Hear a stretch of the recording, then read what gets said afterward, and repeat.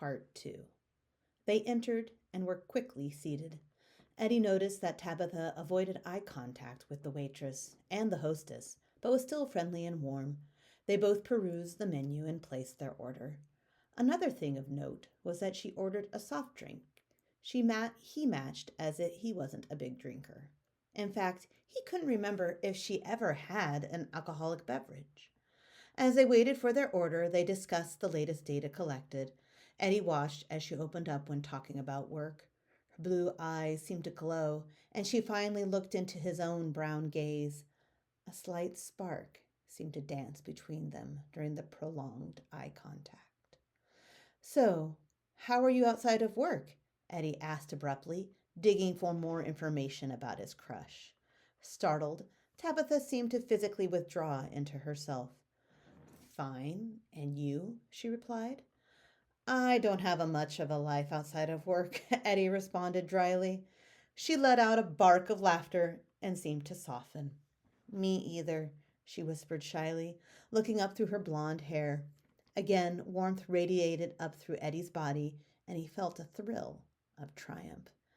"If you did, what would you want to do?" he asked, as if holding out his hand to be sniffed by a skittish cat.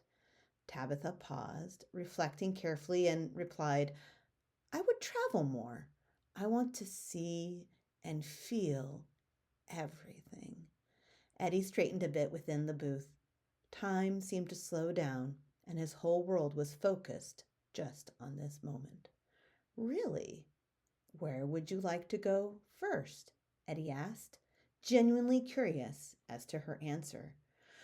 "I've always wanted to go to Peru and see Machu Picchu," she answered shyly, peering up through her blonde fringe. Surprised, Eddie grinned in response. "Me too," he exclaimed. "Financially, it doesn't seem possible right now." She shrugged as she sipped her soft drink. "Here's your lunch, amigos." The waitress suddenly appeared with steaming plates and placed them carefully in front of each of them. "Careful, the plates are hot. Do you need anything else?" Tabitha smiled and shook her head no, and Eddie responded, "I think we are good right now. Thank you." And with that, the two settled into their normal, companionable silence as they ate with gusto. Eddie watched his friend eating from the corner of his eye and took note of her meal, what she liked and didn't like. "Where would you like to travel to someday?" Tabitha broke the silence unexpectedly as she sipped her drink and looked up into Eddie's eyes. Startled, he felt caught at his internal fantasizing. "I would love to visit Scotland," he replied sheepishly. "Really?" Tabitha raised her eyes quizzically. "Why?" "My great-great-grandparents came over from there, and I would like to go see their hometown." Eddie shrugged. Tabitha nodded in response. "I too have ancestors there. It would be nice to see what it is like."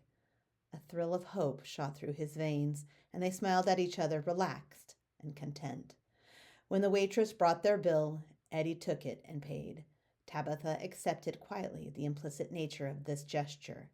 This was not a lunch date between colleagues.